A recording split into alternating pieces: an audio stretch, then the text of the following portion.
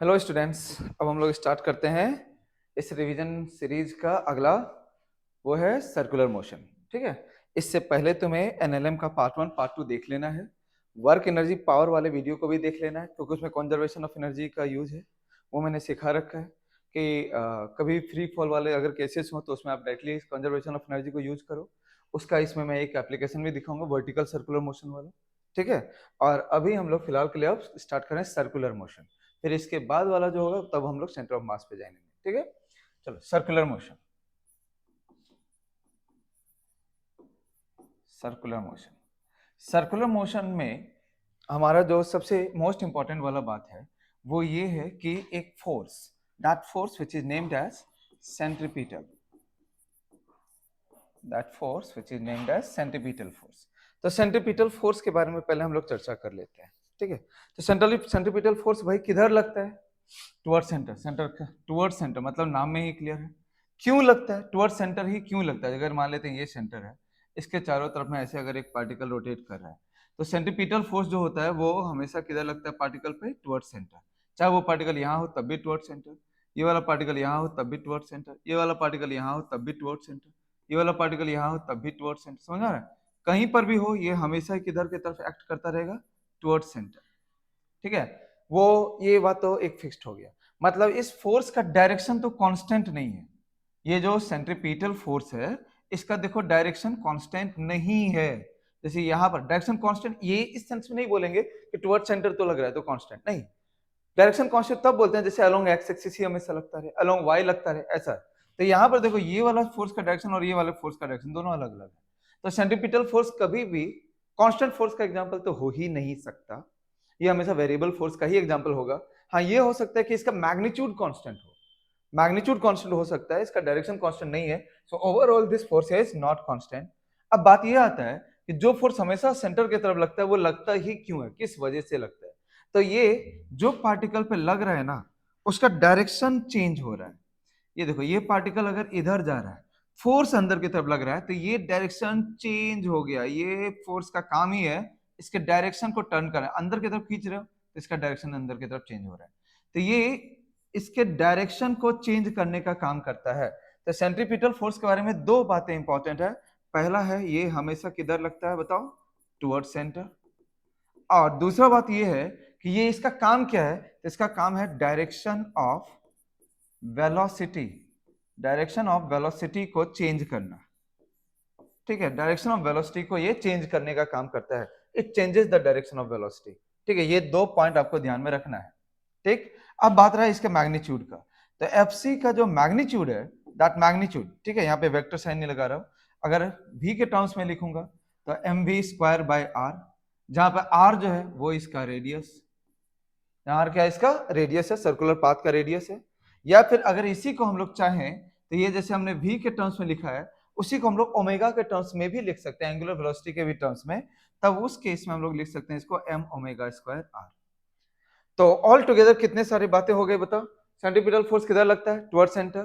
तो क्या इसका डायरेक्शन कांस्टेंट हुआ? नहीं। क्या सेंट्रीपिटल फोर्स कांस्टेंट फोर्स का एग्जांपल है? नहीं। सेंट्रीपिटल फोर्स का काम क्या है? It changes the direction of velocity. इसका मैग्नीट्यूड कितना होता है? M V square by R या एम ओमेगा स्क्वायर आर। एक और पॉइंट इसमें एडिटिव में बता रहा हूं कि क्या सेंट्रीपिटल फोर्स वर्क डन करेगा? वर्क, तो वर्क जो होता है अभी लास्ट चैप्टर में हम लोगों ने देखा, तो वर्क डन होने के लिए क्या होता चाहिए बताओ? एफ डॉट एस, है ना? तो एफ और एस, सेंट्रीपिटल फोर्स के बारे में अगर देखो तो फोर्स इधर लग रहा है और किसी भी इंस्टेंट पर देखो जिधर वेलोसिटी है उधर ही तो डिस्प्लेसमेंट होगा। तो दोनों के बीच का एंगल कितना बना रहेगा? तो 90। तो ये एक सेंट्रीपिटल फोर्स जो होता है वो कभी भी वर्क डन नहीं करता। It does not work. Centripetal force कोई वर्क नहीं करता है, इसीलिए ये मैग्नीट्यूड ऑफ वेलोसिटी को भी चेंज नहीं कर पाता। वेलोसिटी के मैग्नीट्यूड को चेंज नहीं कर पाता है, ये सिर्फ और सिर्फ चेंज कर सकता है किस चीज को? उसके डायरेक्शन को। वेलोसिटी का डायरेक्शन को ये सिर्फ बदल सकता है, बाकी और कुछ भी नहीं हो सकता है। क्लियर? चलो अब बात हो गया, ये हो गया सेंट्रीपिटल फोर्स का। सो सेंट्रीपिटल फोर्स अगर अब क्लियर हो गया हो तो अब इसी से एक मिलता जुलता एक नाम है, वो है सेंट्रीफ्यूगल फोर्स। Centrifugal force. देखो सेंट्रीफ्यूगल फोर्स जो है ये एक स्यूडो फोर्स है, स्यूडो फोर्स है जो किस चीज का इफेक्ट होता है? तो किसी एक नॉन इनर्शियल फ्रेम का इफेक्ट होता है, नॉन इनर्शियल रोटेटिंग फ्रेम का। तो नॉन इनर्शियल फ्रेम का इफेक्ट है स्यूडो फोर्स, लेकिन सेंट्रीफ्यूगल फोर्स जो है वो नॉन इनर्शियल रोटेटिंग फ्रेम का इफेक्ट है, रोटेटिंग फ्रेम। अगर मान लो कि ऑब्जर्वर एक non inertial rotating frame is always a non inertial frame. तो अगर एक मान लेते हैं कि ये यहां पर एक ऑब्जर्वर है और ये ऑब्जर्वर ही एक सर्कल में घूम रहा है ऐसे करके, तो अब अगर इसके रिस्पेक्ट में अगर हम लोग बात करें तो ये जितना भी ये एक्सेलरेशन से रोटेट कर रहा होगा ना, चाहे वो उस एक्सेलरेशन को तुम नाम दे सकते हो क्या, या तो वी स्क्वायर बाय आर या तो ओमेगा स्क्वायर इनटू आर। तो इस रोटेटिंग फ्रेम की वजह से जो फोर्स आप दिखाते हो, that force acting on the object is known as centrifugal force. अब सपोज कर लो कि ऑब्जेक्ट जो है वो इसी के हाथ में है, ऐसा इसके हाथ में ही ऑब्जेक्ट है, मतलब ये जो ऑब्जर्वर है ना, इसने अपने हाथ में ही एक ऑब्जेक्ट को लेकर के रखा है और ये एक फ्रेम में रोटेट कर रहा है, ऐसे करके ये रोटेट कर रहा है। तो देखो ये ऑब्जर्वर को क्या लग रहा है कि उसने ये ऑब्जेक्ट को होल्ड करके रखा है, डन है। तो उसको ये ऑब्जेक्ट क्या रोटेट करते हुए दिखेगा? उसको तो हमेशा एक ही जगह पर दिख रहा है ना, लेकिन ऑब्जर्वर तो खुद घूम रहा है ना। ऑब्जर्वर क्या हो रहा है? घूम रहा है। तो ऑब्जर्वर के कारण से इस पर एक फोर्स लग रहा होगा, ठीक है। अब वो फोर्स जो लगेगा उसी को हम लोग क्या नाम देंगे? सेंट्रीफ्यूगल। तुम इसको ऐसे करके समझो, एक्सपीरियंस करो। एक भारी सा बॉल ले लो, 10 केजी का एक ब्लॉक ले लो। अब उसको लेकर के किसी भी एक रोटेटिंग फ्रेम पर खड़े हो जाओ, रोटेटिंग फ्रेम वो पार्क वगैरह में मिल ही जाएगा। तो वहां पर खड़े होने के बाद किसी को बोल के वो उसको घुमा दो, वो जो रोटेटिंग डिस्क टाइप का होता है उस पर तुम वहां पे खड़े हो जाओ, उसको लेकर के तुम देखना कि जब उसको तुमको घुमाएगा ना, तो ये बॉल लगेगा जैसे बाहर जाके गिरेगा, वो जो डिस्क है उससे बाहर जाके गिरेगा। तो बाहर क्यों, कैसे जा रहा है वो? क्योंकि उस पर एक फोर्स लग रहा है जो तुम्हारा इफेक्ट है, क्योंकि तुम खुद रोटेट कर रहे थे। तो तुम्हारे वजह से, इस ऑब्जर्वर की वजह से इस बॉल पर एक फोर्स लग रहा होता है जो आउटवर्ड डायरेक्शन में लगता है, सेंटर से अवे के तरफ, और उसी फोर्स को हम लोग क्या बोलते हैं? Centrifugal force. क्लियर है? तो सेंट्रीफ्यूगल फोर्स उस ब्लॉक पर तभी लगेगा जब वो ब्लॉक किसी ऐसे ऑब्जर्वर के हाथ में है जो ऑब्जर्वर भी घूम रहा है। मेरी बात बिल्कुल ध्यान से बैठा ले। एक बॉल अगर ये सर्कल में घूम रहा है और ऑब्जर्वर जो है वो ग्राउंड पर है, मतलब ऑब्जर्वर बॉल के साथ नहीं घूम रहा है, तो यहां पर सेंट्रीफ्यूगल फोर्स नहीं लगेगा, ठीक है। सेंट्रीफ्यूगल फोर्स सिर्फ और सिर्फ तभी लगेगा जब ये ऑब्जर्वर खुद भी उस बॉल के साथ में बॉल को पकड़ करके, मान लो यहां पर ये उसके साथ में ऐसे घूम रहा है, ये बॉल को पकड़ करके उसके साथ में अगर घूम रहा होगा तभी उस पर एक सेंट्रीफ्यूगल फोर्स लगेगा, एल्स नहीं लगेगा। होप सो सबको ये क्लियर हो गया कि सेंट्रीफ्यूगल फोर्स कब लगेगा। तो सेंट्रीफ्यूगल फोर्स और सेंट्रीपिटल फोर्स को कंपेयर करना बिल्कुल नहीं चाहिए, क्योंकि सेंट्रीपिटल फोर्स एक रियल फोर्स है। सेंट्रीपिटल फोर्स एक रियल फोर्स है जो बॉल पर किधर लगता है? सेंटर के तरफ लगता है। सेंट्रीपिटल फोर्स एक रियल फोर्स है जो बॉल पर किधर की तरफ लगता है? सेंटर के तरफ लगता है। मैं तुम्हें यहां पर दोनों में क्लियर डिफरेंस समझाता हूं। सपोज कर लो कि ये एक बॉल है, हमने इसको एक स्ट्रिंग से यहां पर बांध दिया, ऐसे करके हमने बांध दिया। अभी अगर ये बॉल को हमने स्पीड दे दिया v, ये इस सर्कल में v स्पीड से घूम रहा है, तो ये स्ट्रिंग से बंधा हुआ है। हम लोग यहां पर से इसको ऑब्जर्व कर रहे हैं, ठीक है। हम लोग देख रहे हैं कि ये स्ट्रिंग से बंधा हुआ बॉल इस सर्कल में घूमते जा रहा है। अगर ऐसा हो रहा है तो इस बॉल पर जो सेंटर की तरफ फोर्स लग रहा है उसी को हम लोग कहेंगे सेंट्रीपिटल फोर्स। तो इस केस में वो सेंट्रीपिटल फोर्स के वैल्यू कितना है? तो बॉल का एफबीडी पहले ड्रॉ करो। तो बॉल का एफबीडी, बॉल पर लगेगा टेंशन अंदर की तरफ, तो यानी ये सेंट्रीपिटल फोर्स किसके बराबर है? टी के बराबर है। समझ में आता है? अब यही टी का जब आप मैग्नीट्यूड निकालोगे, जब ये बॉल जो सिंस ये भी स्पीड से जा रहा है, तो इस टी के ही जगह पर आपको निकल करके आ जाएगा mv स्क्वायर बाई आर। तो हम लोग ये नहीं कह रहे हैं कि सेंट्रीपिटल फोर्स टी नहीं है, हम लोग ये कह रहे हैं कि सेंट्रीपिटल फोर्स जो भी है उसका अल्टीमेट वैल्यू कितना निकल करके आएगा? mv square by R. यहां पर सेंट्रीपिटल फोर्स के नाम पर कौन है बताओ? Tension. Tension provides the force towards centre जो इसके वजह से इसका डायरेक्शन चेंज हो रहा है, और इसी टेंशन का वैल्यू कितना होगा यहाँ पर mv²/r। मेरी बात क्लियर है? चलो मैं और भी एग्जांपल लेता हूँ पहले, उसके बाद सेंट्रीफ्यूगल के बारे में बात करूंगा। जैसे कि मान लेते हैं हम लोगों ने बोला कि यहाँ पर एक बॉल है, ठीक है, ये बॉल का यहाँ पर स्पीड है v, ये बॉल का स्पीड है v एकदम लोअर मोस्ट पॉइंट पर। ओके, इस जगह पर अगर मैं इसका एफबीडी को ड्रॉ करूं तो बताओ यहाँ पर नीचे क्या लग रहा है बॉल mg, ऊपर क्या लगेगा बॉल t। ये अगर ये सर्कल में घूमेगा तो सर्कल का सेंटर यहीं पर आएगा ना। तो अगर ये वाला पॉइंट सेंटर है तो सेंटर के तरफ नेट फोर्स कितना लग रहा है, नेट फोर्स टुवर्ड्स सेंटर कितना लगेगा बताओ। ऊपर t लग रहा है, नीचे mg लग रहा है, तुम लोग बताओ कितना लगेगा, t माइनस mg। हम लोग यहाँ से देख रहे हैं, हम लोग यहाँ से ग्राउंड से देख रहे हैं, तो बताओ सेंटर के तरफ कितना लग रहा है t, सेंटर से अवे कितना लग रहा है mg, तो नेट फोर्स टुवर्ड्स सेंटर कितना हो गया t माइनस mg। तो यहाँ पर सेंट्रीपिटल फोर्स के जगह पर क्या आ गया t माइनस mg। तो अब ये से जो सेंट्रीपिटल फोर्स हमारा बना है, अब इसका अल्टीमेट वैल्यू कितना निकल करके आएगा mv²/r। मतलब इसको मैं ऊपर लिखूं तो t minus mg equals to आ गया mv²/r। So t equals to कितना बन जाएगा mg प्लस mv²/r। बताओ क्या मैंने इन एग्जांपल्स में एक भी बार सेंट्रीफ्यूगल का नाम भी लिया? नहीं। क्यों? क्योंकि ऑब्जर्वर कहां पर था, ग्राउंड पर। ग्राउंड पर बैठा हुआ ऑब्जर्वर मतलब एक इनर्शियल फ्रेम में है ऑब्जर्वर, यहां पर कोई स्यूडो फोर्स नहीं आएगा। क्लियर? अब यहां पर हम लोग जो है, ये कंफ्यूजन पता नहीं क्यों लेकिन होता है, हम लोगों ने जो ये वाला नाम लिया है सेंट्रीफ्यूगल, सेंट्रीफ्यूगल सिर्फ और सिर्फ तभी लगता है जब नॉन इनर्शियल रोटेटिंग फ्रेम रहे।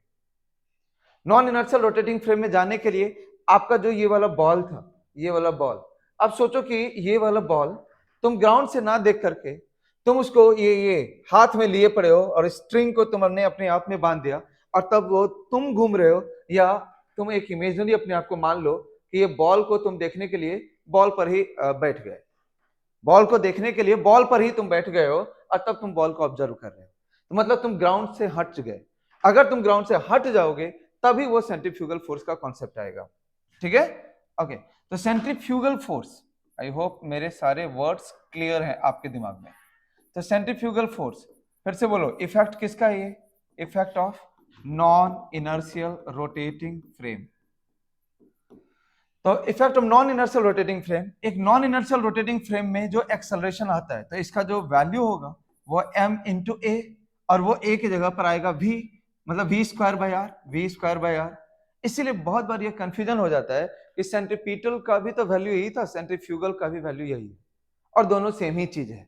तो दोनों सेम चीज नहीं है, मैंने क्लियरली समझाया कि ये जब तक हम लोग नॉन इनर्शियल रोटेटिंग फ्रेम में नहीं जाते हैं तब तक इस फोर्स को लगाने की जरूरत नहीं होती है। और दूसरा बात कि अगर मान लेते हैं ये एक बॉल है और ये यहां पर से ऐसे स्ट्रिंग से बंधा हुआ है, ठीक है, तो इस बॉल को अगर मान लो हम लोग यहीं पर, मैंने बोला ना, आप ऐसे इमेजिन करो कि आपने बॉल पर बैठ लिया, तो बॉल पर बैठ करके अगर आप इसको देखोगे तब इस पर आपको कौन कौन सा फोर्सेस दिखेगा, तो अंदर के तरफ क्या दिखेगा बोलो, टी, टेंशन है, और तब इस पर सेंटर से अवे, क्योंकि एक्सेलरेशन इसका टुवर्ड सेंटर होता है, इसलिए सेंटर से अवे के तरफ एक फोर्स दिखेगा जिसको आप कहोगे mv²/r, which is known as centrifugal force. तो ये जो सेंट्रीफ्यूगल फोर्स होता है ये अवे फ्रॉम सेंटर एक्ट करता है, अवे फ्रॉम सेंटर, और लगता सिर्फ तभी है जब तुम खुद बॉल पर बैठ करके उसके साथ साथ रोटेट करो। अब तुम बॉल पर बैठ चुके हो तो ये तुम्हें बॉल मूविंग नहीं दिखेगा, इसलिए इस टी को, ये तुम्हें बैलेंस दिखेगा, इक्विलिब्रियम दिखेगा, इसीलिए इस टी को हम लोग क्या बोलेंगे, mv²/r। बॉल पर बैठे हुए हैं हम लोग, यहाँ पर वो बॉल आपको मूविंग दिखेगा ही नहीं, ग्राउंड से रहते तो वो मूविंग दिखता, लेकिन तुम खुद बॉल पे बैठ गए हो तो अब तुम्हें ये बॉल मूविंग नहीं दिखेगा, तो तुम्हें ये बॉल स्टेशनरी लगेगा, इसलिए उस पर नेट फोर्स क्या हो गया, जीरो। इसलिए जितना अंदर फोर्स लगा उतना ही बाहर फोर्स लगा। होप सो सबको इस सेंट्रीफ्यूगल फोर्स का कॉन्सेप्ट क्लियर हो गया होगा। सेंट्रीफ्यूगल फोर्स लगने के लिए ऑब्जर्वर का उस रोटेटिंग फ्रेम में होना जरूरी है। अगर ऑब्जर्वर ग्राउंड पर है तो सेंट्रीफ्यूगल फोर्स नहीं लगेगा, और सेंट्रीफ्यूगल फोर्स का डायरेक्शन किधर होगा, हमेशा ही अवे फ्रॉम सेंटर होगा, सेंटर से दूर। ठीक है, और इसका मैग्नीट्यूड कितना होता है, mv²/r। सेंट्रीफ्यूगल फोर्स का मैग्नीट्यूड कितना होता है, mv²/r। सेंट्रीफ्यूगल फोर्स का मैग्नीट्यूड क्या होता है, mv²/r। सेंट्रीपिटल फोर्स एक रियल फोर्स है जो ऑब्जेक्ट पर एक्ट करता है जब ऑब्जेक्ट सर्कुलर मोशन में होता है। तो वो ऑब्जेक्ट पर किधर की तरफ लगता है? तो टुवर्ड सेंटर। तो टुवर्ड सेंटर पे जो भी फोर्स लगेगा उसी को हम लोग सेंट्रीपिटल फोर्स कहेंगे, ठीक है। और उस सेंट्रीपिटल फोर्स का वैल्यू भी कितना होता है? mv²/r, ठीक है। नेट सेंट्रीपिटल फोर्स जो होता है, नेट फोर्स टुवर्ड सेंटर, ए सेंट्रीपिटल फोर्स, उसका भी वैल्यू कितना निकल करके आता है? mv²/r, ठीक है। चलो, अब जब हम लोगों को ये दोनों ही कॉन्सेप्ट क्लियर हो गया, then let's move towards next. हम लोग अब बात करेंगे टेंजेंशियल फोर्स का। टेंजेंशियल फोर्स, जब एक ऑब्जेक्ट किसी सर्कल में होता है, ठीक है, तो उस सर्कल में घूमते वक्त में ऑब्जेक्ट पर अलोंग द टेंजेंट अगर कोई फोर्स लगा, अलोंग द टेंजेंट मतलब लाइक दिस, अगर ऐसा कोई फोर्स लगता है तो उसको हम लोग क्या बोल देंगे? टेंजेंशियल फोर्स, ठीक है। तो ये जो फोर्स होता है, क्योंकि ये सर्कल में घूम रहा है, सर्कल में घूम रहा है, तो इधर ही वेलोसिटी भी है और इधर ही फोर्स भी है। तो ये जो फोर्स होता है, it acts towards the velocity. Tangential force it acts towards the velocity, towards the velocity को, या फिर आप कह लो along the velocity, along the velocity, या फिर आप इसको कह लो tangential, tangent to circular path, tangent to circular path, ठीक है। ये फोर्स जो लगता है वो अलोंग द टेंजेंट एक्ट करता है। इसका काम क्या है? ये क्या कर सकता है? तो ये वाला जो फोर्स है ना, वो स्पीड को बदलता है। This force changes it changes speed, it changes speed. जैसे सेंट्रीपिटल फोर्स का क्या काम होता है? तो इट चेंजेज डायरेक्शन। तो टेंजेंशियल फोर्स का क्या काम है? तो इट चेंजेज स्पीड, ये स्पीड को बदल देता है। तो जब भी टेंजेंशियल फोर्स इन्वॉल्व रहेगा तो उसका स्पीड कांस्टेंट होने का तो बारी ही नहीं आएगा, ठीक है। या तो स्पीड बढ़ेगा अगर फोर्स उसी के तरफ लग जाए, और अगर फोर्स उसके अपोजिट में लग जाए तो उसका स्पीड घटेगा। इसका काम डायरेक्शन को बदलना नहीं है। डायरेक्शन को बदलने वाला फोर्स अलग है, स्पीड को बदलने वाला फोर्स अलग है। क्लियर है? अब इसका मैग्नीट्यूड कितना होता है? इस फोर्स का मैग्नीट्यूड कितना होता है? देखो, तो F इक्वल्स टू, ये जो टेंजेंशियल फोर्स होता है इसको करते हैं m इंटू ए टेंजेंशियल, ए टेंजेंशियल, जिसको कि आप लिखते हो m इंटू dv/dt, जहां पर ये v जो है वो वेलोसिटी नहीं है बल्कि स्पीड है। This v stands for speed, dv/dt आप यहाँ मॉड भी लगा करके बता सकते हो। बहुत लोग v से वेलोसिटी ही समझते हैं, हम लोग सबके सब वही समझते हैं, तो वहां पर इसलिए मैंने मॉड लगा करके समझाया है कि ये जो है mass into rate of change of speed है, rate of change of speed है, इसको हम लोग कहते हैं टेंजेंशियल फोर्स। मैं इतना बार बार स्ट्रेस क्यों देता हूं? क्योंकि ये छोटा छोटा सा बात है जिसमें कि हम लोग कंफ्यूज हो जाते हैं। टेंजेंशियल फोर्स होगा कुछ, क्या बदलता है नहीं मालूम। सेंट्रीपिटल फोर्स, सेंट्रीफ्यूगल फोर्स में तो बहुत को मैंने कंफ्यूज देखा है, इसीलिए ये सब पॉइंट पर ज्यादा स्ट्रेस देता हूं। चलो, अब ये समझ में आ गया। अब इसके बाद में मैं तुम्हें समझाना चाह रहा हूं कि सर्कुलर मोशन जो होता है वो ऑल टुगेदर दो टाइप का होता है। सर्कुलर मोशन दो टाइप का हो सकता है, एक होता है यूनिफॉर्म और एक होता है नॉन यूनिफॉर्म। तो यूनिफॉर्म सर्कुलर मोशन जब हम लोग कहते हैं, यूनिफॉर्म सर्कुलर मोशन यूसीएम, तो इसका मतलब क्या होता है? तो इसका मतलब होता है कि वो सर्कुलर मोशन जिसमें पार्टिकल का स्पीड चेंज नहीं हो रहा है। हम लोग जो है वो ग्राउंड से बैठ करके बात कर रहे हैं, वी आर एट ग्राउंड, तो इसमें हम लोग सिर्फ सेंट्रीपिटल के बारे में बात करेंगे, ठीक है।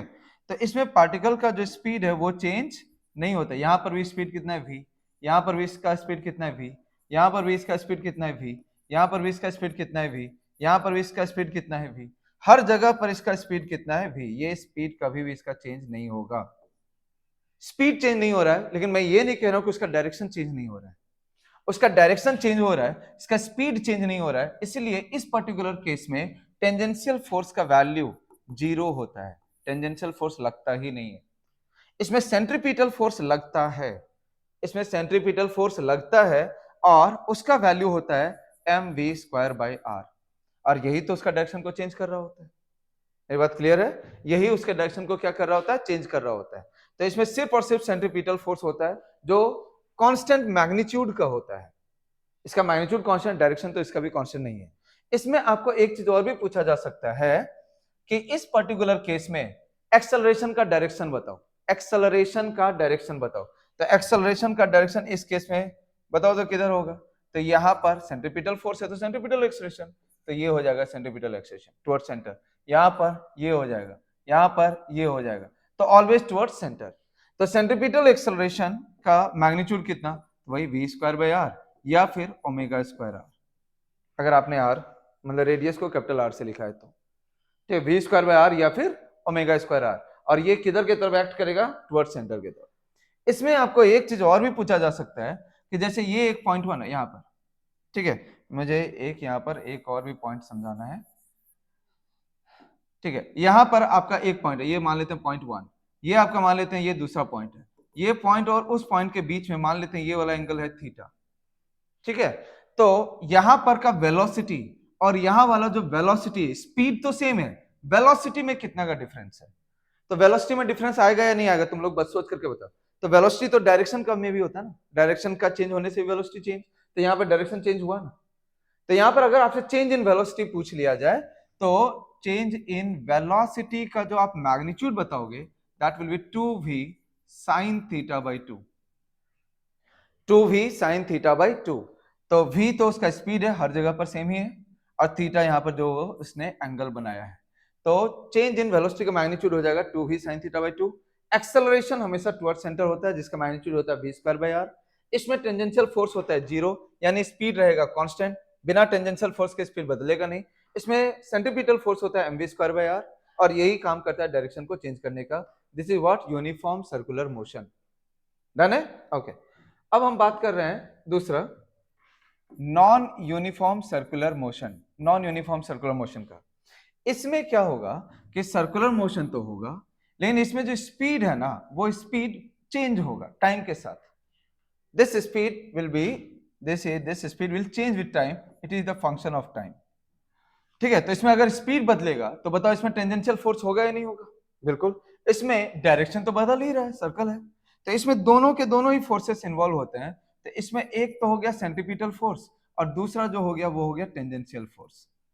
तो इस तरह के मोशन में दोनों फोर्सेस इन्वॉल्व है और सेंटर यहां पर है, तो मतलब नेट फोर्स बताओ तो किधर की तरफ जाएगा? ये एफसी है वो एफटी है, तो नेट फोर्स इन दोनों का रिजल्टेंट में जाता है, मतलब इसमें नेट फोर्स टुवर्ड्स सेंटर नहीं लगता, नेट फोर्स टुवर्ड्स सेंटर नहीं लगता, मतलब नेट एक्सेलरेशन भी टुवर्ड्स सेंटर नहीं होता, क्योंकि एफसी जिधर है, क्योंकि ये जो सर्कल है जिधर तुम्हारा एफसी है उधर ही एसी है, जिधर तुम्हारा एफटी है उधर ही एटी है, तो AC towards centre, AT towards tangent, so A जो होता है वो कुछ ऐसे करके आ जाता है, ठीक है। अगर मैं इस एंगल को कुछ थीटा मान दूं, तो यहां पर अगर हमसे tan थीटा पूछ लिया जाए, जो कि किसके साथ में मैंने एंगल दिखाया? रेडियल लाइन के साथ, तो tan थीटा का जगह पर हम लोग लिख देंगे AT बाई AC।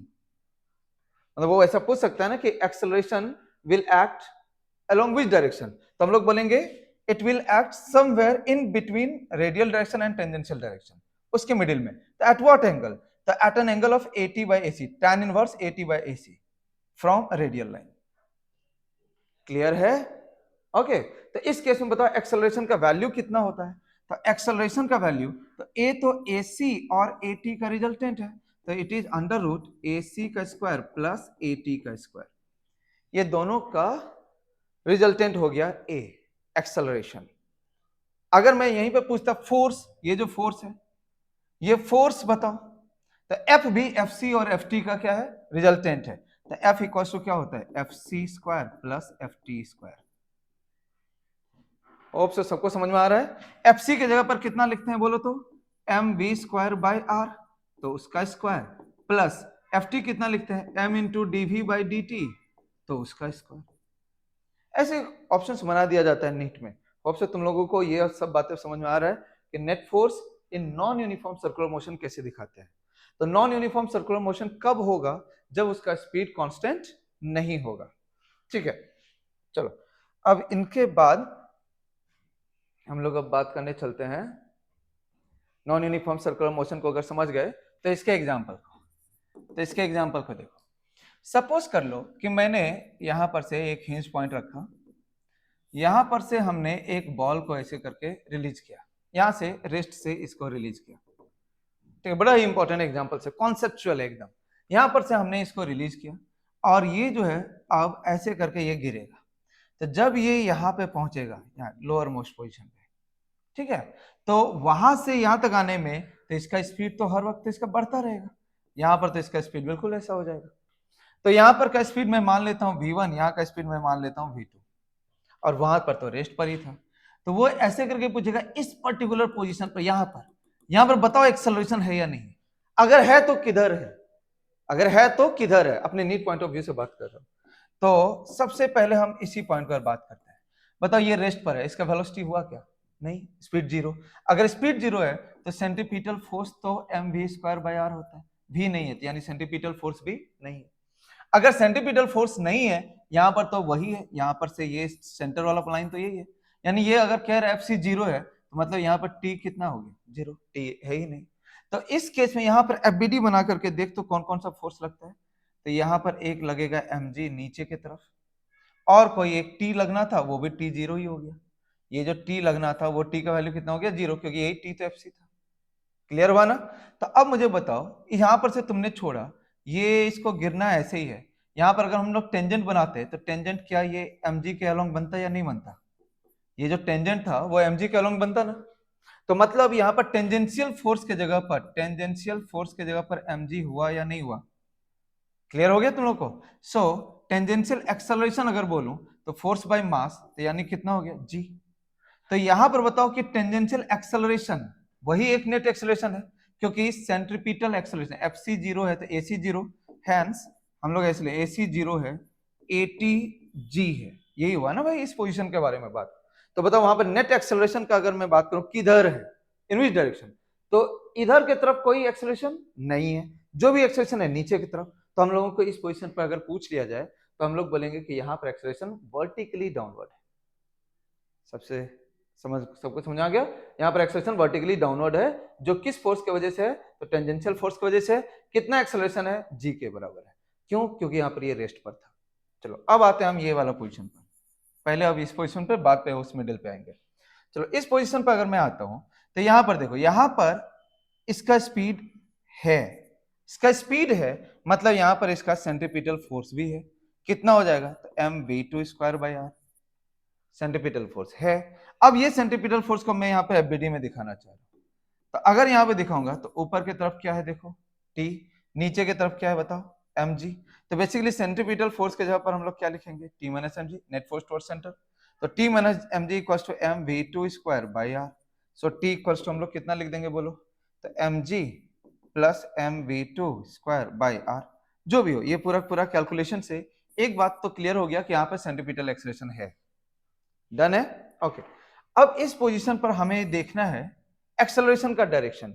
तो इस पोजीशन के लिए एक सेंटीमीटर एक्सेलरेशन इधर गया AC, AT को अब देखो, यानी AT यानी यहां पर टेंजेंशियल डायरेक्शन ये हो गया, ऐसा वाला डायरेक्शन, ठीक है।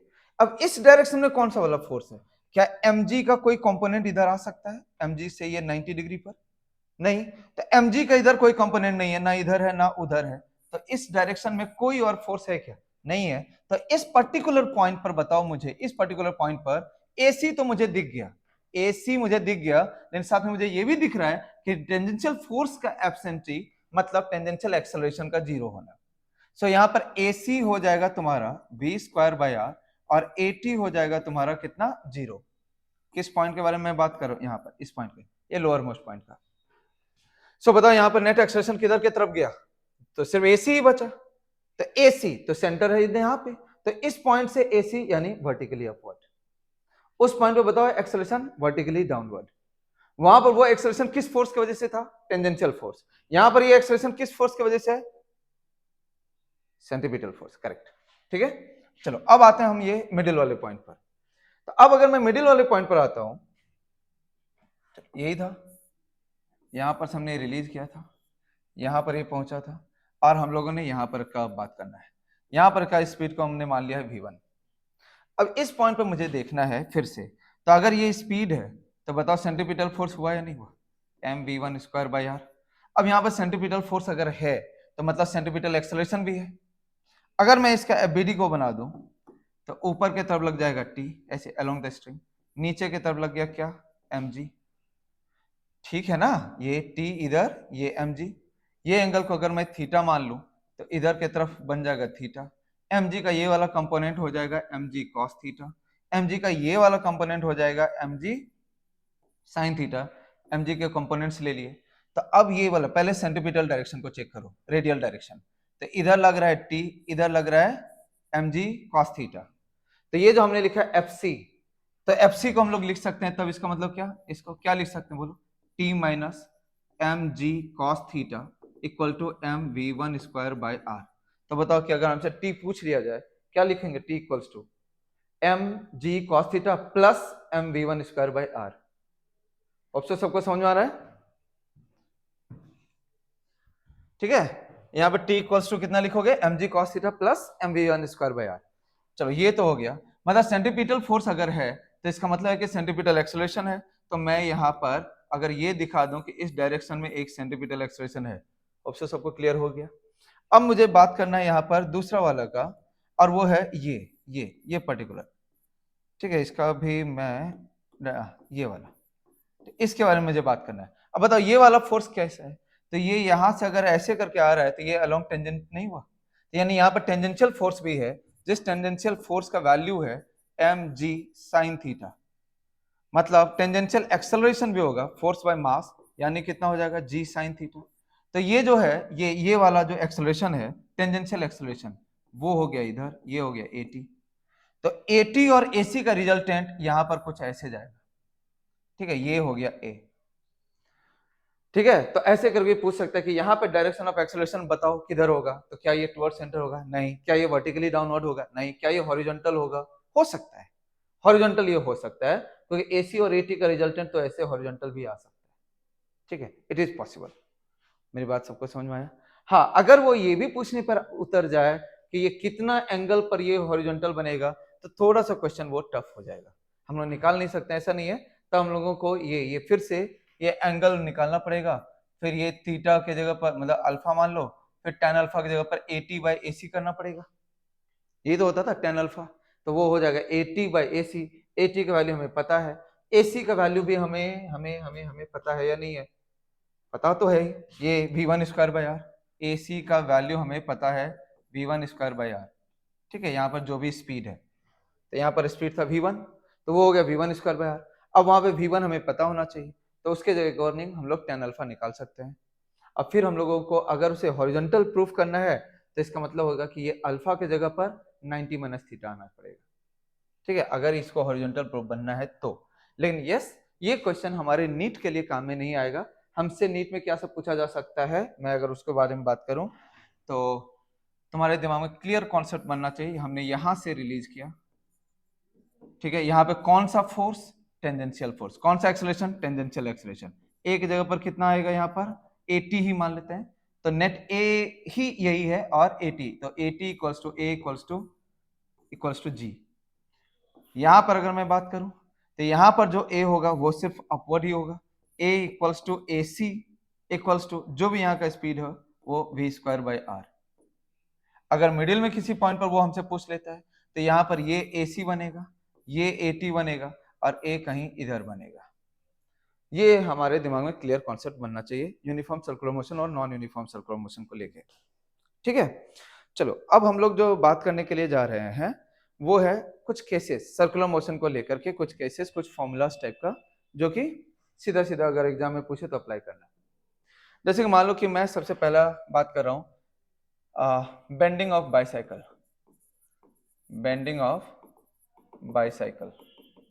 बताओ कि अगर एक सर्कुलर रोड पर अगर एक साइकिल को टर्न, साइकिल है तो साइकिल को अगर टर्न लेना है तो उसके लिए कितना स्पीड होना पड़ता है। तो साइकिल जो है वो सीधा स्ट्रेट ना रह करके, ये अगर मान लो ऐसा रोड है, ऐसे टर्न बोलेगा ना, तो वो ऐसा सीधा ना रह करके उसको ऐसे बेंड करना पड़ता है, तो यहाँ पर कुछ एंगल बनाना पड़ता है। तो ये एंगल कितना होगा, कुछ नहीं, tan थीटा, ये एंगल पूछा V square by R G. ठीक है, इसी को कहते हैं बेंडिंग ऑफ बाइसाइकिल या एंगल ऑफ बेंडिंग। तो इतना एंगल पर उसको बेंड करना पड़ेगा, tan theta equals to V square by R G. सीधा सीधा याद रखो, इसमें हम लोगों ने जो है ऐसा नहीं बोला है कि सरफेस रफ है, साइकिल है, टू व्हीलर है, टू व्हीलर पर जब भी बेंड करना रहेगा उसको बेंड करना पड़ेगा थोड़ा, और वो बेंड होने के बाद कितना एंगल से बेंड होना पड़ेगा, तो v²/r, टू व्हीलर के लिए अप्लाइड है। डन। इसके बाद अब मैं चलता हूं नेक्स्ट पर। ऐसे ये केसेस को टर्निंग ऑफ अ कार, ठीक है, सेकंड मैं बात कर रहा हूं, turning of a car on a flat road, on a flat road, ठीक है। ऐसा एक रोड है लेकिन वो फ्लैट है, ठीक है, फ्लैट है। और मैं ये नहीं बोल रहा हूं कि वो रफ है, रफ है, रोड तो रफ ही होगा, है ना, रोड रफ ही है। और उस रफ रोड पर वो मतलब फ्लैट है। बहुत बार क्या होता है, हाईवेज वगैरह से बैंक्ड होते हैं, थोड़े उठे हुए रहते हैं एक साइड से, वो नहीं है, फ्लैट रोड है, ठीक है। यहाँ पर जो है ये कार है, ये स्पीड से जा रहा है भी, तो उसका स्पीड कितना होना चाहिए, तो वहां पर फ्रिक्शन होगा। तो यहां पर आप सीधा सीधा लिख सकते हो v इक्वल्स टू, उसका जो स्पीड है v should be less than equals to under root mu R G, ठीक है। तो मैक्सिमम जो स्पीड हो सकता है वो हो सकता है root under mu R G, otherwise it should be lesser than equal to under root mu R G. तो म्यू क्या है, यहाँ पर कोफिशिएंट है फ्रिक्शन का, आर इसका रेडियस होगा सर्कुलर पाथ का, और जी तो हमें समझ में आ रहा है। डन है। चलो तीसरा पर हम लोग चलते हैं, एंगल ऑफ बैंकिंग पे। अगर बैंक्ड रोड है, बैंक्ड रोड अगर है, तो ये भी एक टर्निंग ही है, लेकिन यहाँ पर रोड जो है वो फ्लैट ना होकर के थोड़ा बैंक्ड है। तो ये मान लेते हैं यहाँ पर ये छोटा, ये थोड़ा सा का एक बैंकिंग है, and that angle of banking is alpha. तो सेंटर तो यहाँ पर है, यहाँ पर एक गाड़ी है जो कि v स्पीड से जा रहा है, ठीक है। अब ऐसे वाले केसेस में क्या होता है कि स्पीड अगर बढ़ा दोगे तो वो स्किड कर जाएगा, और अगर स्पीड घटा दोगे तो वो स्लिप कर जाएगा। ये रफ है, ये रफ है, ठीक है, सरफेस इज रफ। अब यहाँ पर क्या होता है कि ये फ्रिक्शन है ना, अगर ज्यादा स्पीड करोगे तो बाहर की तरफ जाने लगेगा, तो फ्रिक्शन अंदर लगेगा, और स्पीड कम करोगे तो ये अंदर की तरफ स्लिप होने लगेगा, तो फ्रिक्शन बाहर लगेगा, ठीक है। तो यहाँ पर जो है टोटल 3 टाइप का फॉर्मूलाज है जिसको कि आपको ध्यान में रखना होता है, 3 इक्वेशन होता है, ठीक है। अगर मान लेते हैं हम मिनिमम स्पीड का बात करें कि मिनिमम कितना स्पीड से हम लोग इस पे जा सकते हैं, मिनिमम स्पीड पे, तो उसके लिए आपको क्या करना है, मिनिमम स्पीड के लिए स्क्वायर रूट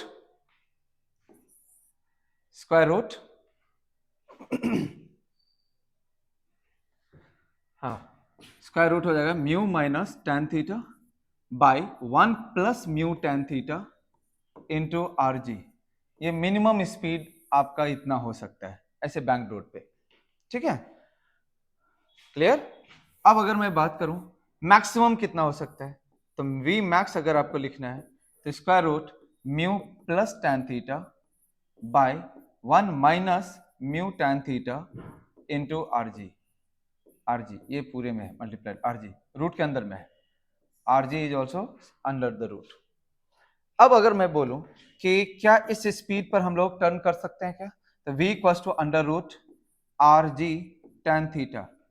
तो क्या हम लोग इस स्पीड पर टर्न कर सकते हैं क्या, हाँ यस, ये तो सबसे अच्छा है, ये वो स्पीड है जिस पर कि अगर मान लो अपने गाड़ी का टायर है ना थोड़ा पुराना भी हो जाए, थोड़ा फ्रिक्शन कम भी हो जाए, तो भी कोई दिक्कत नहीं है, क्योंकि ये वो स्पीड है जिस पर बैंक रोड पर इजीली आप बिना फ्रिक्शन को यूज किए टर्न करते हो, बिना फ्रिक्शन को यूज किए, without the use of friction you should travel your car at this particular speed over the bank road. लेकिन ऐसा तो होता नहीं है, टायर में कुछ ना कुछ फ्रिक्शन होगा ही, इसलिए मिनिमम ये है और मैक्सिमम ये है, तो इसलिए इसका कुछ खास काम नहीं आएगा, ठीक है, ओके। चलो अब नेक्स्ट केस पर मैं चलता हूं। जब मान लेते हैं कि ये जो है ये सेंटर है, जहां पर से कि स्ट्रिंग बांध दिया हमने, यहाँ से एक दूर पर मान लेते हैं एक बॉल लगाया, फिर वहां से कुछ दूर पर फिर एक और बॉल लगा दिया, फिर एक और बॉल लगा दिया, ऐसे करके, और पूरे का पूरा सिस्टम को जो है ना हम लोग किसी एक एंगुलर वेलोसिटी ओमेगा के साथ रोटेट कर रहे हैं। अगर मान लो ऐसा है, तो ओमेगा के साथ अगर पूरे सिस्टम, मतलब ये इसका भी रोटेशन है ओमेगा के साथ, इसका भी रोटेशन है ओमेगा के साथ, इसका भी रोटेशन है ओमेगा के साथ, सभी का एंगुलर वेलोसिटी सेम ही है। हाँ, स्पीड सबका अलग अलग होगा, स्पीड विल बी डिफरेंट, मैं समझाता हूँ कैसे। तो अगर यहाँ पर का मुझे लीनियर स्पीड लिखना है, तो ये जो स्पीड होगा ये v1 में लिखता हूँ, इसको लिखते हैं हम लोग ओमेगा इनटू ये जो डिस्टेंस है ना, ये यहाँ से यहाँ तक का, अगर मान लेते हैं ये L1 है, ओमेगा इंटू L1, ये इसका स्पीड होगा। फिर अगर मुझे मान लेते हैं कि ये इसका स्पीड लिखना है, let it be v2 equals to, तो फिर इसका रोटेशनल स्पीड कितना है, ओमेगा इनटू सेंटर से हमें ये वाला डिस्टेंस देखना पड़ेगा। मान लेते हैं कि अगर ये वाला स्ट्रिंग का, मिडिल वाले स्ट्रिंग का लेंथ L2 है, तो यहाँ पर हो जाएगा ओमेगा इनटू सेंटर से इस पॉइंट तक का डिस्टेंस हो गया L1 plus L2, v equals to omega r होगा।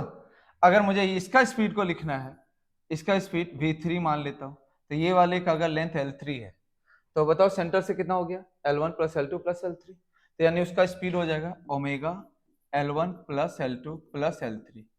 तो ये अलग अलग स्पीड सबका अलग अलग है, लेकिन एंगुलर स्पीड सबका सेम ही है।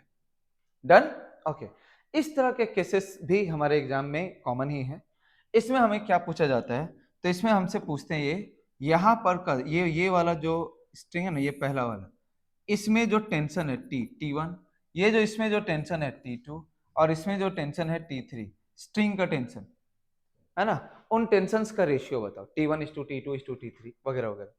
तो जब भी आपको इस तरह का कोई भी क्वेश्चन आ जाए टेंशन से रिलेटेड, तो सबसे पहला काम करो कि सबसे जो आउटर मोस्ट वाला जो है, सबसे आउटर मोस्ट वाला पार्टिकल, इसको पकड़ो, ठीक है, और वहां का टेंशन को पहले डील करो, ठीक है। अब ये आउटर मोस्ट वाला पार्टिकल सर्कल में जो घूम रहा है, तो उसके लिए रेडियस पहले सोच ले, कितना हो गया रेडियस वहां से यहां तक का, L1 plus L2 plus L3। तो उस पर सेंट्रीपिटल फोर्स, यही तो है बस, T3, यही है ना T3। तो this T3 is the centripetal force acting over it. तो this T3 equals to mv square by r भी लगा सकते हो, क्योंकि अब तुम्हें v पता है, लेकिन मैं ओमेगा में क्यों ना लिखूं, ओमेगा में ही लिख लेते हैं। तो m के जगह पर लिख दो m3 इंटू ओमेगा, सबका सेम ही था, into L1 plus L2 plus L3। समझा, सबसे पहले किसका काम करना है, सबसे आउटर मोस्ट वाले का। वो T3 equals to m omega square r, m के जगह उसका मास, ओमेगा दिया हुआ है क्योंकि सबका एंगुलर वेलोसिटी सेम है, और r के लिए उसका सेंटर से डिस्टेंस देख लो। चलो, अब जब वो तुम्हें समझ में आ जाए, तब आ जाओ तुम ये सेकंड वाले पर। अब ये सेकंड वाले पर पहले तुम्हें अब ड्रॉ करना पड़ेगा FBD। इसमें क्या प्रॉब्लम है, इधर के तरफ T2 लग रहा है, और इसी पर ये स्ट्रिंग के वजह से T3 लग रहा है।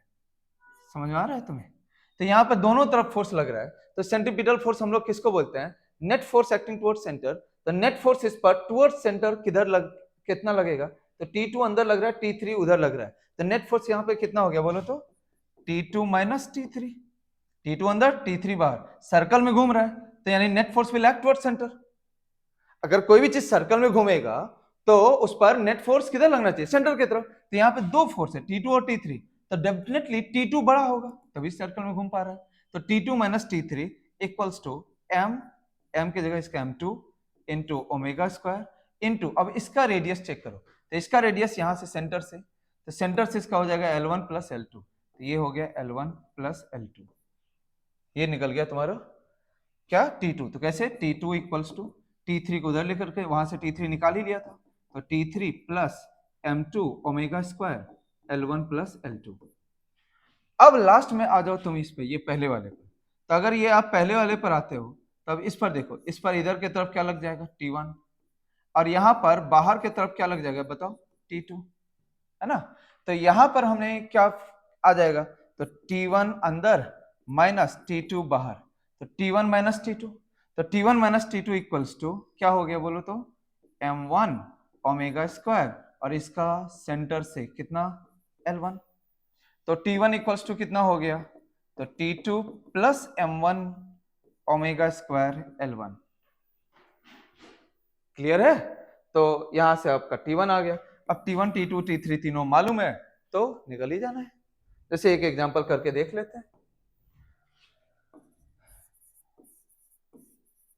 तीनों मास m 2m 3m कर देता हूं, ये लेंथ l कर देता हूं, इसके अबाउट ये ओमेगा से रोटेट कर रहा है, इंपॉर्टेंट एग्जांपल है।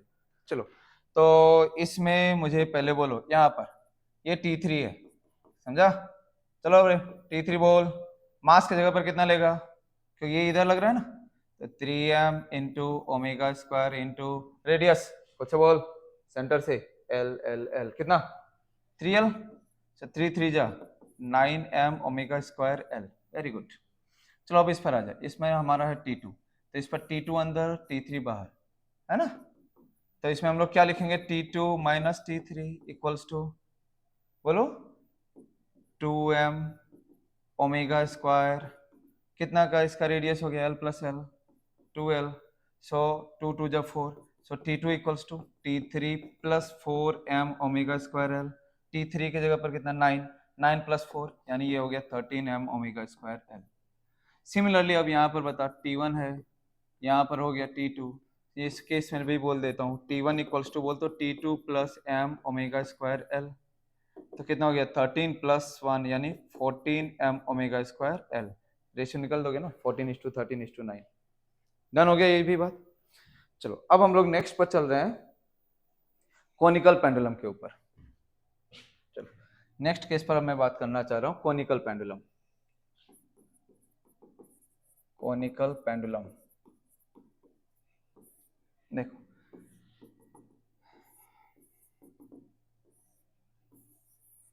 ये है कोनिकल पेंडुलम। अगर ये इस तरीके से ये रोटेट करते जा रहा है यानी इसका स्पीड कितना है कांस्टेंट, तो ये एक यूनिफॉर्म सर्कुलर मोशन में ऐसे करके रोटेट करता है, यूनिफॉर्म सर्कुलर मोशन ध्यान में रखना। इसका स्पीड कांस्टेंट है, हर एक जगह पर इसका स्पीड कांस्टेंट है। ये पेंडुलम नहीं है, कोनिकल पेंडुलम ऐसे जैसे वो आइसक्रीम टाइप का कौन बनाते हैं। तो इसमें बहुत बार पूछ लेता है कि टी का वैल्यू कितना होगा, यहाँ ये जो टी का वैल्यू है टी के ऊपर में सवाल पूछते रहते हैं। तो अगर मान लेते हैं ये एंगल है थीटा, ये जो लेंथ है length of the string is L, done है। इसका रेडियस का भी जरूरत पड़ेगा, दैट रेडियस इज आर। सो हमें अगर मान लो टी पूछ लिया जाए तो इसका एफबीडी बनाओ। चलो तो यहाँ पर से ऐसे है, ये यहाँ पर से तो फिक्स्ड ही है, तो यहाँ पर एक बॉल है, नीचे लग जाएगा इसका क्या mg, और टी किधर लगेगा रे, टी ऐसे लगेगा। ये वाला एंगल अगर थीटा है तो यहाँ पर ये वाला एंगल थीटा होगा, तो टी का इधर के तरफ कंपोनेंट आ जाएगा टी कॉस थीटा, ये वाला कंपोनेंट आ जाएगा टी साइन थीटा। ऑप्शन सबको समझ में आ रहा है। और ये v स्पीड से घूम ही रहा है, तो वर्टिकली तो इक्विलिब्रियम में है, वर्टिकली क्योंकि हॉरिजॉन्टल में घूम रहा है, वर्टिकली इक्विलिब्रियम में है। So that means T cos theta, T cos theta की जगह पर कितना लिखोगे mg, हेंस बताओ t equals to mg by cos theta. अगर ऑप्शन में दिखे तो well t equals to mg by cos theta लगा दो। अगर ये ना दिखे तब क्या करोगे, तो कॉस थीटा की जगह पर रखना पड़ेगा, कॉस थीटा की जगह पर रखना पड़ेगा। तो रखने का ट्राई करते हैं, और कर ही क्या सकते हैं, अपने पास में उपाय ही क्या है ना। चलो तो एक और भी करते हैं, ये जो टी साइन थीटा है, टी साइन थीटा बताओ, ये टी साइन थीटा तो यहाँ पर सेंटर के तरफ लग रहा है, तो सेंटर की तरफ अगर लगेगा तो ये तो सेंट्रीपिटल फोर्स हो गया, तो टी साइन थीटा किसके बराबर हो जाएगा mv² बाई आर, वो भी तो हुआ mv² by are. Hope so सबको समझ में आ रहा है, डन है। तो अगर वहां से भी अगर हम लोग t को लिखना चाहें, हेंस t इक्वल्स टू, तो ये भी एक ऑप्शन में दिया जा सकता है r साइन थीटा, डन। अब मुझे जो ऐसा लगता है कि इस t को अगर हम लोग जो है जैसे इसमें थीटा वगैरह सब आ रहा है ना, अगर हम लोग ऐसा सोचो कि t cos थीटा यहाँ पर आया और t साइन थीटा वहां पर आया, उन दोनों के स्क्वायर करके अगर हम लोग ऐड करते हैं, ठीक है ना, अगर हम लोग इन दोनों को स्क्वायर करके ऐड कर दें तो t जो है वो बिना थीटा के भी निकल सकता है। तो t can also be written as, मैं जो तुम्हें समझाना चाह रहा हूं यहाँ पर, ये जो t है ये इधर पे क्या लगा mg है ना, इधर पे क्या लगा था mg, तो t cos थीटा क्या बना था mg, और t sin थीटा क्या बन गया था mv² बाई आर। तो अगर दोनों को स्क्वायर करके ऐड कर दूं तो t² cos² theta plus t² sin² theta, तो t² ही बना इक्वल्स टू mg का whole square plus mv² by r का होल स्क्वायर, ऐसे करके भी आप लिख सकते हो। यानी t can also be expressed as mg whole square plus mv² by r का होल स्क्वायर, इसमें थीटा का इन्वॉल्वमेंट ही नहीं है, that also can be written. Clear. So ये हो गया अपना कोनिकल पेंडुलम। ओके, फिर हम लोग अब बात करते हैं और इस टॉपिक का जो सबसे लास्ट है और the most important also, vertical circular motion. Vertical circular motion, तो वर्टिकल सर्कुलर मोशन में सबसे पहले तो हमें ये समझना है कि अगर एक स्ट्रिंग के साथ हम लोग बात करते हैं, विथ स्ट्रिंग, ठीक है, तो स्ट्रिंग में कैरेक्टर होता है कि वो स्लैक कर सकता है, इजीली मुड़ सकता है। डन। तो अगर मान लेते हैं कि ये सेंटर है और यहाँ पर हमने एक बॉब को ऐसे लटकाया जिसका लेंथ है एल, जिस स्ट्रिंग का लेंथ है एल, और ये वाला पॉइंट तो फिक्स्ड है, ये वाला पॉइंट फिक्स्ड हो गया। तो इसको यहाँ पर से कितना स्पीड दें ताकि ये कंप्लीट सर्कल को ये रोटेट कर जाए। पहला तो ये वाला वैल्यू को हमें मालूम रखना चाहिए। तो यहाँ का स्पीड जो होता है, अगर root under sorry more than equal to root under 5gl अगर रखें, more than equal to root under 5gl, तो फिर ऐसे में ये पूरा पूरा सर्कल को घूम जाएगा। तो ये वाला जो स्पीड है, ये वाला जो स्पीड है वो कहां पर है, तो ये लोअर मोस्ट पॉइंट पर है। ये वाला जो स्पीड है वो कहां पर है, जो याद रखने के लिए मैंने बोला है वो है लोअर मोस्ट पॉइंट पर। तो लोअर मोस्ट पॉइंट पर आपको पहला चीज ये याद रखना है कि कहा कितने से ज्यादा स्पीड होना चाहिए, more than equal to root under 5gl, more than equal to root under 5gl। Okay, और इसी चीज को, इसी सेम चीज को तुम्हें टेंशन के फॉर्म में भी याद रखना है। तो जैसे यहाँ पर टेंशन लगेगा, है ना, तो इसका अगर हम लोग एफबीडी देखें तो नीचे की तरफ लगेगा mg, तो t minus M G equals to M V square by R. तो यहां पर जो t होगा that should be more than equal to 6mg, है ना। मैं तुम्हें कैलकुलेशन करके दिखा सकता हूं। तो t minus M G equals to होता है M V square by R, R के जगह पर है यहाँ पर l, तो t इक्वल्स टू हो गया ना mg plus M V square by L. तो mg एक आया और M V square by L, V square कर लो 5gl हो जाएगा, 5gl into M by L, L खत्म, तो ये 6mg बन गया। तो t का वैल्यू कितना होना चाहिए भाई, मोर देन इक्वल टू 6mg, और v का वैल्यू कितना होना चाहिए, more than equal to root 5gl। पहला चीज जो आपको याद करने के लिए है। अगर यहाँ t 7mg आ जाए बहुत बढ़िया, t 8mg आ जाए बहुत बढ़िया, या v रूट अंडर 6gl आ जाए अच्छा है, root under 8gl, 9gl, 10gl बहुत बढ़िया, बस रूट 5gl से कम नहीं होना चाहिए अगर इसको पूरा घूमना है तो। एक बात हुआ। चलो दूसरी बात पर आते हैं, नेक्स्ट बात। अगर मान लेते हैं यहां पर इसका स्पीड v अगर less than equal to root 2gl होता है, less than equals to root 2gl होता है, तो ये बॉब यहां से जाएगा तो पक्का, लेकिन ये यहां तक से ऊपर नहीं जा पाएगा, इसका लास्ट पॉइंट ही यहीं रह जाएगा। तो अगर इसका स्पीड यहां पर लोअर मोस्ट पॉइंट पर रूट 2gl हुआ तो ये इस पॉइंट तक जाएगा। यहां का स्पीड रूट 2gl हुआ तो ये बॉब यहां से उठ करके यहां तक जा सकता है। क्लियर।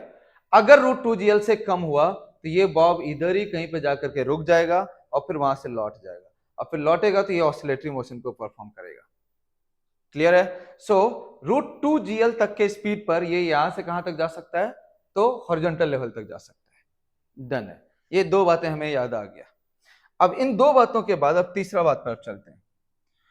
अगर मान लेते हैं यहां पर बॉब का स्पीड, ये जो स्पीड है, अगर मान लेते हैं ये स्पीड को हमने रूट अंडर 5gl से कम कर दिया लेकिन रूट अंडर 2gl से ज्यादा कर दिया, देन व्हाट विल हैपन।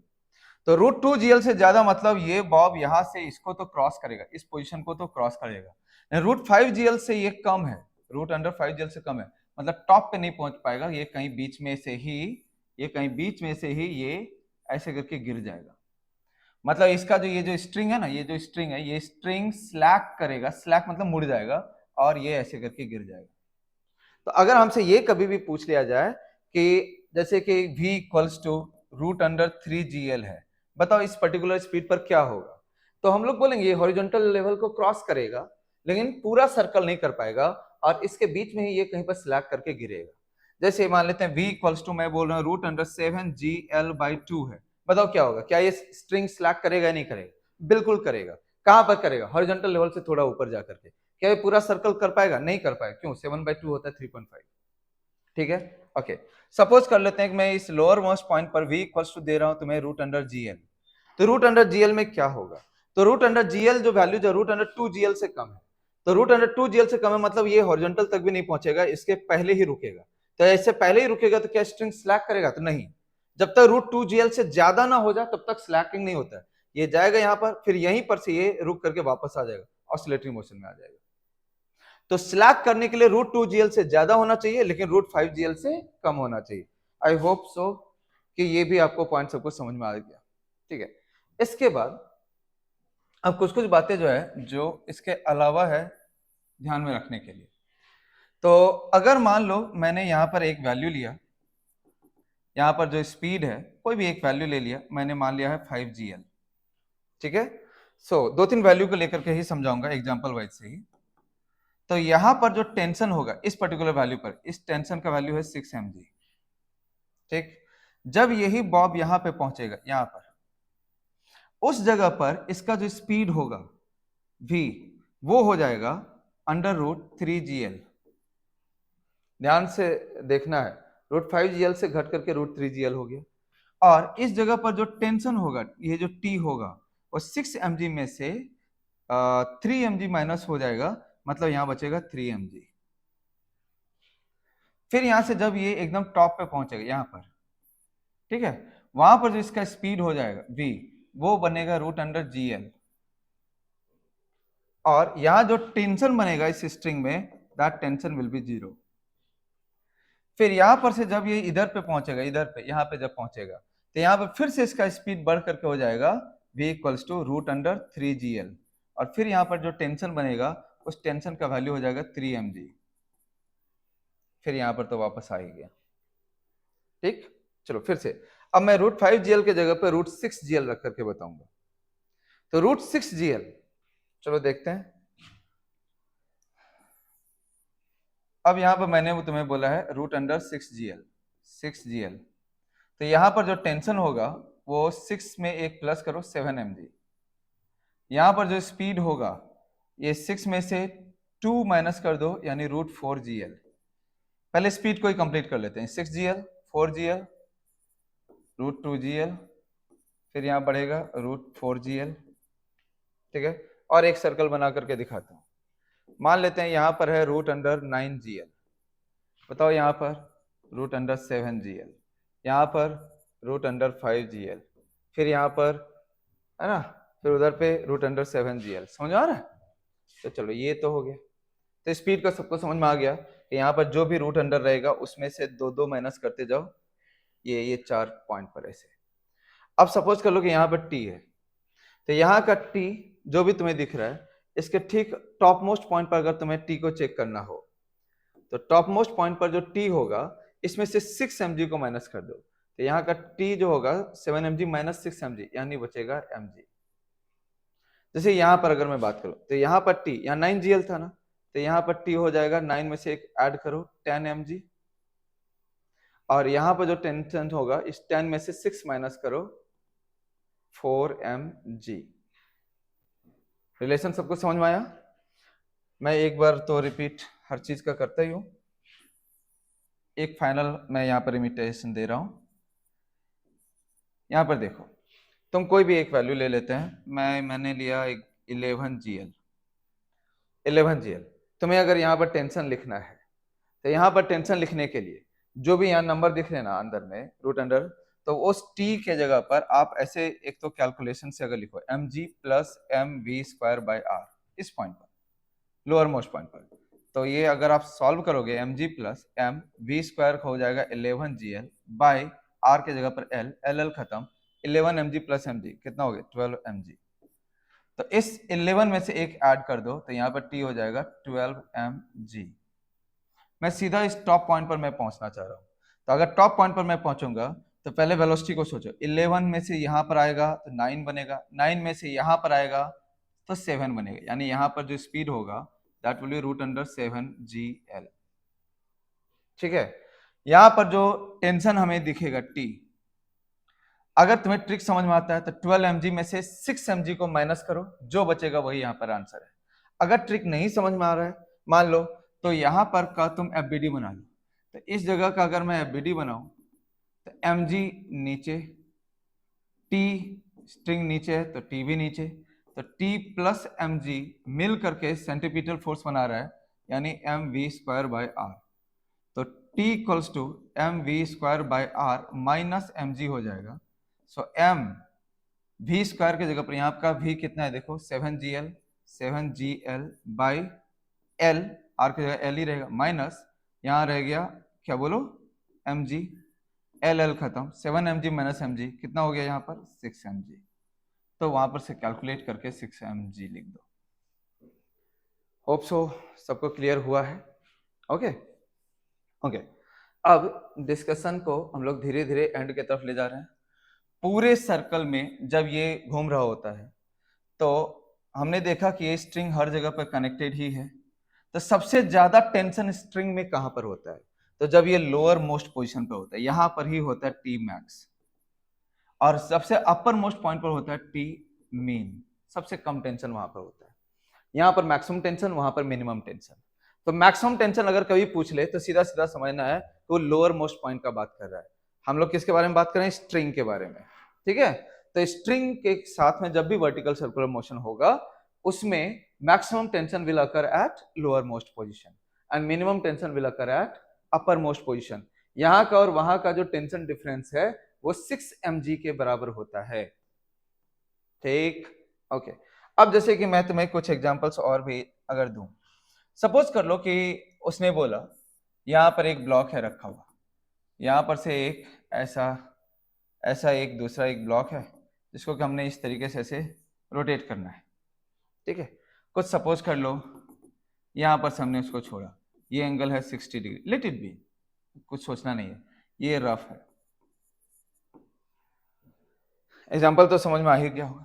ये एक ब्लॉक है, ये यहाँ पर रफ सरफेस पे रखा हुआ है, यहाँ से एक स्ट्रिंग लगा करके हमने पहले यहाँ पर से बॉब को लिया और बॉब को यहाँ पर से रेस्ट से रिलीज किया। जब ये बॉब यहाँ पर आ गया फिर इसको क्रॉस भी कर गया, फिर वापस भी आ गया, लेकिन ये ब्लॉक जो है वो मूव नहीं किया, ये रेस्ट पर ही रह गया, इट हैज नॉट स्लिप्ड। तो बताओ कि यहाँ पर म्यू का वैल्यू कितना, अगर ऐसा करके पूछे तो हमने यहाँ पर से जो रिलीज किया है इस जगह से, जब वो यहाँ पर पहुंचेगा उसी वक्त तो यहाँ पर इसमें टेंशन मैक्सिमम होगा टी मैक्स, और वही टी मैक्स खुद यहाँ पर भी आएगा उस वक्त, और वो टी मैक्स को यहाँ से फ्रिक्शन बैलेंस करेगा जिसका वैल्यू होता है म्यू एन। एन के जगह पर यहाँ पर हम लोग ले लेंगे म्यू एम जी, अगर यहाँ पर कैपिटल एम मान लो तो mu into capital m into g. तो मतलब टी मैक्स के जगह पर अपना क्या बनना चाहिए? तो mu into capital m into g, ठीक है। अब हमने यहां पर से इसको रिलीज किया है, अब ये टी मैक्स को हमें यहां पर चाहिए। अब टी मैक्स ये वाला जो है ये एक तरह से सर्कुलर मोशन हो रहा है, तो इस पर्टिकुलर पॉइंट पर हमें सबसे पहले निकालना पड़ेगा स्पीड, तभी तो, क्योंकि टी मैक्स का फॉर्मूला यहां पर क्या लिखते हैं? तो T max equals to M G, lower most point पर याद रखना है भाई, बहुत हो गया, बहुत बार मैंने सिखाया। T max equals to M G plus M V square by R. Lower most point पर बताओ कितना होता है? M G plus M V square by R. T max equals to M G plus M V square by R. कहां पर होता है? अपर point पर या लोअर पॉइंट पर? कहां पर होता है बोलो? लोअर पॉइंट पर। ये जो अभी मैंने तुम्हें डायग्राम सिखाया है ये टी मैक्स। तो टी मैक्स जो होता है यहाँ पर, अगर यहाँ पर का स्पीड है v1, यहाँ का स्पीड कितना है v1, तो यहाँ पर हो जाएगा mg plus M V one square by R. यहाँ पर होता है टी मीन, यहाँ पर ये टॉप मोस्ट पॉइंट पर होता है टी मीन, जहां पर का अगर स्पीड तुम v2 मान लो तो यहाँ पर हो जाएगा ये M V two square by R minus M G, ठीक है, प्लीज समझना। ओके, अब यहां पर आते हैं, तो ये टी मैक्स को निकालने के लिए हमें इसका v चाहिए होगा। अब ये v को कैसे निकालोगे? तो v को निकालना बड़ा ही आसान है। ये v के लिए तुम कंजर्वेशन ऑफ एनर्जी लगा सकते हो इस बीच में, और अगर तुम्हें कंजर्वेशन ऑफ एनर्जी लगाने में थोड़ा सा भी मुश्किल लगे, जो कि मैं कहता हूं कि हो सकता मुश्किल होगा, तो v इक्वल्स टू तुम डायरेक्टली लिख लो root under 2gh, root under 2gh। अब बोलोगे ये h क्या है? मैं समझाता हूं ना, यहां पर से जहां पर से तुमने इसको रिलीज किया, जहां पर ये लोअर मोस्ट पॉइंट पर आया, इस बीच का ये है h, ठीक है। तो ये जो h का वैल्यू होता है वो होता है l minus L cos theta. ये स्ट्रिंग है ना, ये स्ट्रिंग, तो अगर मान लेते हैं कि ये l जो है वो 1 मीटर का है, ये वाला l ऐसा, तो अगर वो l 1 मीटर का है तो ये देखो h कितना आ जाएगा? तो 1 माइनस 1 इंटू थीटा की जगह पर है 60 यानी cos 60, तो यानी ये बन जाएगा 1/2। तो यानी यहाँ पर v इक्वल्स टू हम लोग लिखेंगे √2 इंटू 10 इंटू 1/2 यानी रूट हो गया 10। ठीक, और इस हिसाब से यहाँ पर mg आएगा, यहाँ पर ये m स्मॉल m है ये, तो mg plus m v square के जगह पर आ गया 10 बाय r के जगह पर था 1। ठीक है, अगर मान लेते हैं कि इस बॉब का भी कुछ मास है, ऐसे ही कुछ छोड़ो फिलहाल के लिए, मास इंपॉर्टेंट नहीं। यहाँ पर जैसे जो भी आ जाए, g का वैल्यू 10 है, 10m प्लस 10m कितना हो गया ये 20m। तो अभी अगर वो वाला वैल्यू यहाँ पर रख दो तो 20m equals to mu M G हो गया, तो म्यू का वैल्यू निकल जाएगा 20m बाय म्यू जी, जी 10 ही है तो ये 0 0 कर दिया तो 2m, अरे क्या हो गया 20m by M G, sorry M G, तो यानी ये हो जाएगा 2m बाय कैपिटल M। ठीक है, पूरा पूरा कहानी क्लियर हुआ। तो ये था कहानी हमारे वर्टिकल सर्कुलर मोशन का। एक लास्ट एग्जांपल दे करके मैं ये टॉपिक को अब खत्म करूंगा। सपोज कर लो कि ऐसा है एक हेमी स्फेरिकल सरफेस है। हेमी स्फेरिकल सरफेस को लेकर के, hemispherical surface, hemispherical surface है। अगर हमारा यहाँ पर एक ब्लॉक पड़ा हुआ है, वो ऐसे करके पूछेगा कि कितना यहाँ पर स्पीड दें जिससे कि ये डायरेक्टली यहाँ से प्रोजेक्ट हो जाएगा, ये सरफेस को यहाँ पर कांटेक्ट ही ब्रेक कर देगा। तो अगर कांटेक्ट ब्रेक करना है यहाँ पर, तो कांटेक्ट ब्रेक करने के लिए u जो होना चाहिए वो more than equals to √r(g) के बराबर होना चाहिए। ठीक है, अगर यहाँ टॉप मोस्ट पॉइंट पर अगर कांटेक्ट को ब्रेक करवाना है तो यहाँ पर का स्पीड जो होना चाहिए more then equals to √r(g) के बराबर होना चाहिए। ठीक है, ये सीधा सीधा यहीं पर से ये सीधा निकल जाएगा, ऐसे करके गिरेगा, ये इस कांटेक्ट को ही छोड़ देगा, पहला बात। ठीक है, ये हेमिस्फेरिकल सरफेसेस को लेकर के। दूसरा, अगर हम लोग बात समझें, वो अगर हमसे पूछता है ऐसे करके ये ऐसा है, यहाँ पर एक पोजीशन दिया हुआ है, यहाँ पर एक पोजीशन दिया हुआ है, कहाँ पर जो है नॉर्मल फोर्स जो इस पर लग रहा है वो मैक्सिमम है। यहाँ पर भी मान लेते हैं स्पीड v है, यहाँ पर भी मान लेते हैं स्पीड v है, तो कहाँ पर का नॉर्मल फोर्स जो है मैक्सिमम है, देखो दोनों जगह पर स्पीड सेम ही है।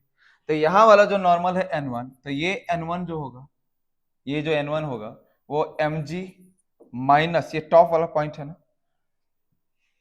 माइनस mv² बाय r होगा, जबकि यहाँ वाला जो नॉर्मल होगा n2, ये mg plus mv² bye r होगा। तो तुम इसको जो है अपने वर्टिकल सर्कुलर मोशन से कोरिलेट कर सकते हो।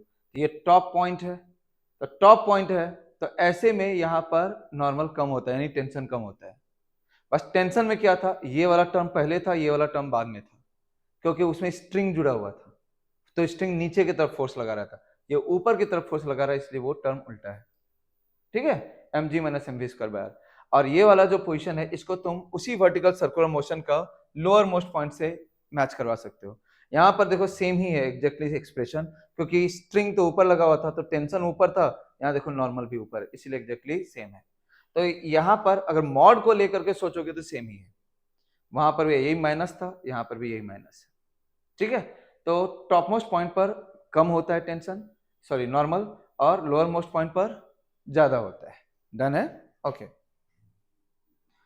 फिर अगर मान लेते हैं कि ये वाले स्फेरिकल सरफेस के ऊपर से यहाँ पर रेस्ट से इसको स्लाइट पुश दिया, रेस्ट पर है पड़ा हुआ, स्लाइटली पोस्ट, स्लाइटली पोस्ट, तो ये धीरे धीरे धीरे धीरे धीरे धीरे गिरेगा, और ये मान लेते हैं ये स्मूथ है, तो ये वो पूछेगा कि वहां से कितना एंगल नीचे आने के बाद, मतलब ये कितना एंगल नीचे आने के बाद ये यहाँ पर कांटेक्ट को ब्रेक करेगा। ठीक है, तो जिस जगह पर भी वो कांटेक्ट को ब्रेक करेगा, यहाँ पर का ये सब कुछ कुछ ट्रिक्स है जो डायरेक्टली ध्यान में रखना है। जिस जगह पर भी ये कांटेक्ट को ब्रेक करेगा वहां पर स्पीड इसका √r(g) cos थीटा के बराबर हो जाएगा, √r(g) cos थीटा। जैसे जिस जगह पर ये कांटेक्ट ब्रेक करने वाला पोजीशन आया वहां का स्पीड हो जाएगा √r(g) cos थीटा। ठीक है, यहां पर उसका स्पीड कितना है, 0। अब वो पूछेगा कि ये वाला एंगल का वैल्यू बता दो भाई, तो ये वर्टिकल के साथ ये एंगल का वैल्यू हमें निकालना है। तो ये वाला angle cos theta equals to 2/3 आएगा। cos थीटा इक्वल्स टू 2/3, ये cos theta equals to 2/3 angle पर ये इस पर्टिकुलर केस के लिए ये आंसर तुम डायरेक्टली ध्यान में रख सकते हो। हाँ, अगर इनिशियल स्पीड कुछ दे दिया तो पक्का होगा कि वो नीट में तो वो ऐसा क्वेश्चन नहीं है, तो वो जेडब्ल्यू टाइप का हो गया, तो वो मैं यहाँ पर नहीं सिखा रहा हूँ। समझ आ रहा है? तो इसमें मैंने तुम्हें कितनी बातों को सिखाया कि अगर यहाँ पर रेस्ट पर है तब तो यहाँ पे ये छोड़ेगा नहीं, थोड़ा स्लाइटली पुश करोगे तो ये धीरे धीरे धीरे धीरे नीचे आते जाएगा। जिस जगह पर भी ये कांटेक्ट ब्रेक करने वाला होगा उस जगह पर इसका स्पीड हो जाएगा root under R G cos theta, और ये एंगल का वैल्यू हो जाएगा कॉस थीटा इक्वल्स टू 2/3, यानी theta equals to cos inverse 2/3। और जहां पर भी कांटेक्ट ब्रेक होता है, ये कॉन्सेप्चुअल पॉइंट है कि जहां पर भी कांटेक्ट ब्रेक होता है ना, वहां पर नॉर्मल फोर्स जीरो हो जाता है। वहां पर नॉर्मल फोर्स क्या हो जाता है? जीरो, अगर ऐसे हमसे कोई पूछ लिया जाए तो। डन है? तो ये सारे पॉइंट्स जो थे ये रिवीजन का पार्ट था। होप सो ये तुम्हें काफी हेल्प करेगा तुम्हारे रिवीजन में। ठीक है, चलो, ऑल द बेस्ट।